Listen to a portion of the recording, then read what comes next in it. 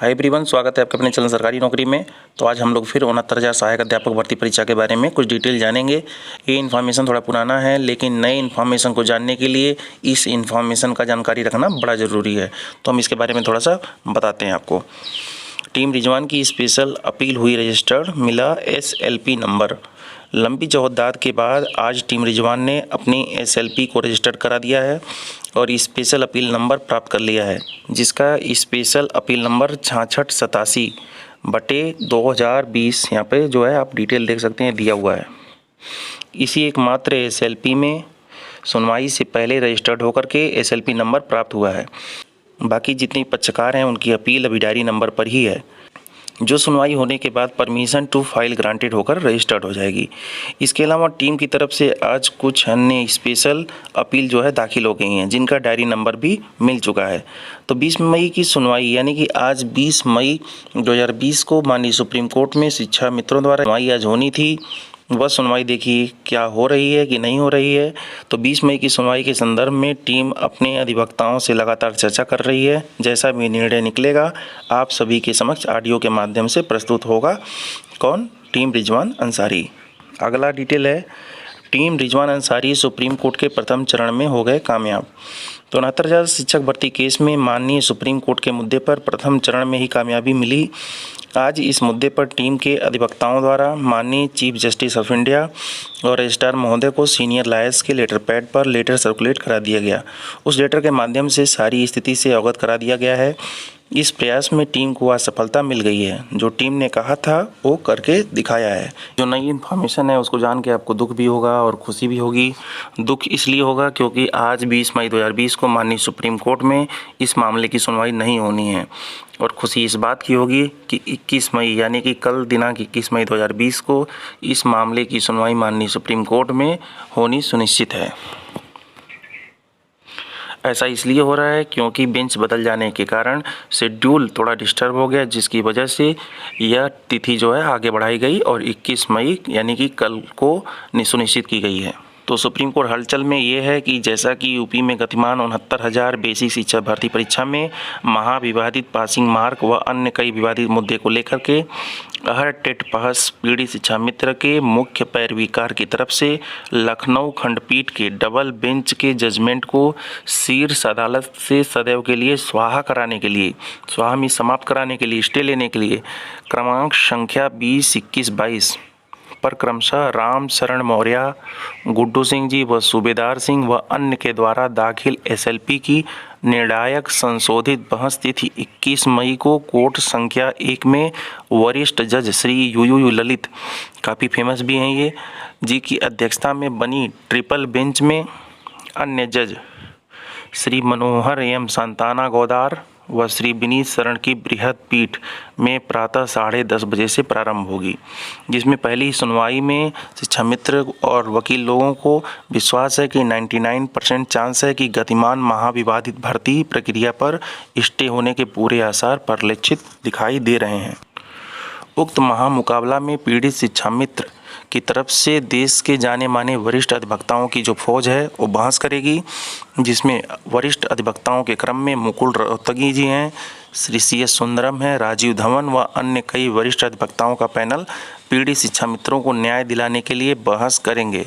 उक्त में महाविवादित मुकदमा के ऐतिहासिक न्यायसंगत निर्णयात्मक फैसले को जानने के लिए देश के लगभग सभी जागरूक नागरिकों को दृष्टि कल से ही शीर्ष अदालत की उक्त बृहद पीठ की तरफ लग चुकी है। यानी कि कल क्या फैसला आएगा, क्या सुनवाई में बात निकलेगी, क्या निर्णय होगा, ये जो है काफ़ी चर्चा का विषय इसमें बना हुआ है। नेक्स्ट न्यूज़ 90-97 के कट ऑफ को पार करने वाले अभ्यर्थियों के लिए है कि काउंसलिंग में क्या ले जाएं। ज़्यादा कैंडिडेट की समस्या है, उन्हें पता नहीं है कि काउंसलिंग में किन चीज़ों को ले जाना है, क्या क्या चीज़ें उन्हें रखनी है। तो सबसे पहले जान लें कि सामान्य और OBC के लिए 500, SC ST के लिए 200 एवं दिव्यांग लोगों के लिए निःशुल्क बैंक ड्राफ्ट लगेगा। अभ्यर्थी काउंसलिंग में क्या करेंगे, सभी जितनी शैक्षिक प्रमाण पत्र हैं उनके पास, यानी कि हाई स्कूल से लेकर के ग्रेजुएशन, BTC BEd जो भी किए हैं, टेट का जितना भी सर्टिफिकेट उनके पास ओरिजिनल है वो, और उसकी 2 फ़ोटोकॉपी ले लेंगे 2 प्रति में, और सेल्फ अटेस्टेड यानी कि स्व प्रमाणित कर लेना है। फिर से सुन लीजिए, जितने भी डॉक्यूमेंट्स हैं ओरिजिनल ले जाने हैं, वो आपका हाई स्कूल से लेकर के ग्रेजुएशन तक, बीटीसी बीएड का जो भी हो, टेट का, और आपको अपना अगर ओबीसी हैं तो उसका सर्टिफिकेट, बाकी जो विकलांग हैं उनका सर्टिफिकेट अपना खुद का, और 2 स्व प्रमाणित छाया प्रति यानी सारे डॉक्यूमेंट की फ़ोटोकॉपी 2 प्रति लगा लेनी है। 2-2 फ़ोटोकॉपी सबकी करा करके सेल्फ अटेस्टेड स्वयं प्रमाणित कर लेना है, और 4 पासपोर्ट साइज़ फ़ोटो लेकर के आपको काउंसलिंग सेंटर पर पहुंच जाना है। उसके अलावा क्या ले जाना है, सचिव बेसिक शिक्षा परिषद प्रयागराज के नाम से सामान्य ओबीसी के लिए 500, एससी एसटी के लिए 200 रुपये का आपको बैंक ड्राफ्ट बनवाना होगा, जबकि दिव्यांग से किसी तरह का कोई शुल्क नहीं लिया जाएगा। और नियुक्ति पाने वाले शिक्षकों का अंतर जिला तबादला भी नहीं हो सकेगा। जितने लोग भी फॉर्म को अप्लाई करने में जिसको प्रॉब्लम आ रही है, वो फॉर्म को सुबह 4 बजे से 6 बजे के बीच आप अप्लाई करें, तो उस समय ट्रैफिक थोड़ा कम रहता है। अगर एरर आ रही है तो नेक्स्ट ब्राउज़र में खोलें या नेक्स्ट विंडो में खोलें, ब्राउज़र चेंज कर दें, इससे प्रॉब्लम जो है दूर हो जाएगी। अगर कैप्चा कोड का अगर प्रॉब्लम है तो सारा डिटेल डाल करके कैप्चा को रिफ्रेश करके फिर कैप्चा को डाल करके तभी सबमिट करें, उसके पहले सबमिट ना करें। तो इस तरह की समस्याओं से निजात पा सकते हैं, ऐसे ट्रैफिक से हम बच सकते हैं। और कल काफ़ी संख्या में 20-25 की संख्या में काफ़ी सारे जितने छात्र थे वो पीएनपी कार्यालय पहुंच गए थे और अनिल भूषण चतुर्वेदी से मिलना चाह रहे थे, पीएनपी सचिव से।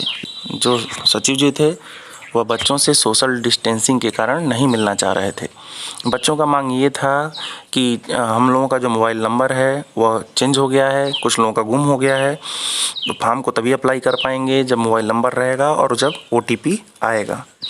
तो इसीलिए वो लेकर के समस्या गए थे, लेकिन सचिव जी ने पुलिस बुला करके उन बच्चों को बाहर कर दिया। आज संशोधित उत्तरमाला पर भी सुनवाई होनी है, क्योंकि एग्जाम में 7 प्रश्न ऐसे थे जो संशोधित उत्तरमाला में उनका संशोधन नहीं किया गया था, जिसमें 3 प्रश्नों को हिंदी साहित्य आउट ऑफ सिलेबस बता करके 3 क्वेश्चन निकाल दिया गया।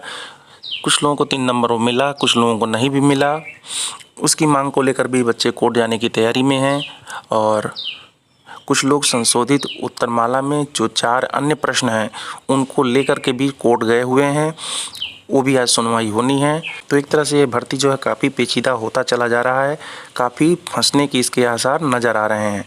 और जितने भी अभ्यर्थी थे बीटीसी 2015 के बैक पेपर वाले, वे लोग भी इस भर्ती से वंचित हो जाएंगे, और अगर वो वंचित हो गए, उन्हें नहीं मौका मिला, तो भी वह कोर्ट चले जाएंगे, क्योंकि वो 13,000 समथिंग उनकी संख्या है। इतनी बड़ी संख्या में छात्र अगर नौकरी नहीं पाते हैं, उनका सिलेक्शन हो गया है फिर भी नौकरी नहीं मिल रहा है, तो भी लेकर इस बात को कोर्ट जाएंगे। और सब लोग अगर कोर्ट जाएंगे तो वैकेंसी कोर्ट में ही रहेगी, प्राइमरी स्कूल तक नहीं पहुंच पाएगी।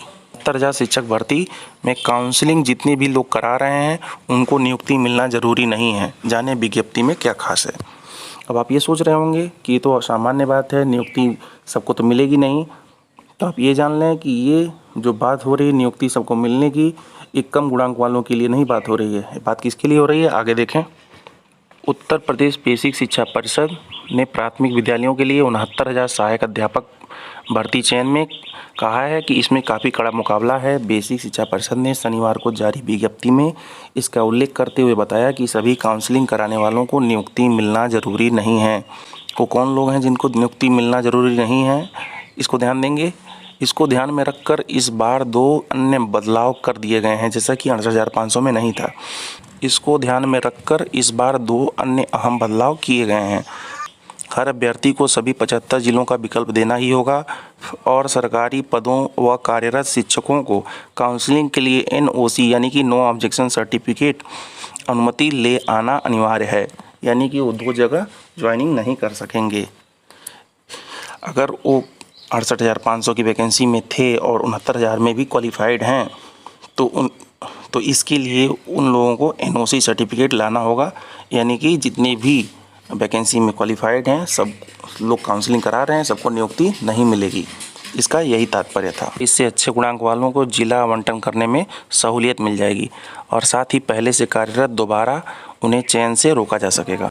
एक न्यूज़ और है, यदि लॉकडाउन नहीं खुलता है, जैसा कि नहीं खुलेगा पता ही है सबको, तो प्रमाण पत्रों की जांच के लिए सरकार जो है पास भी जारी कर सकती है, और हालांकि जो 68,500 की वैकेंसी थी उसमें मुख्यमंत्री योगी आदित्यनाथ ने 2018 में शिक्षक दिवस पर नियुक्ति पत्र बांटे थे, लेकिन इस बार नियुक्ति पत्र जिलों में ही दिए जाएंगे। ये तो थी अब तक की अपडेट। बाकी कोई और अपडेट आता है तो हम आपको अवगत कराते रहेंगे और हमारे वीडियो को लाइक शेयर सब्सक्राइब करना बिल्कुल ना भूलें। धन्यवाद।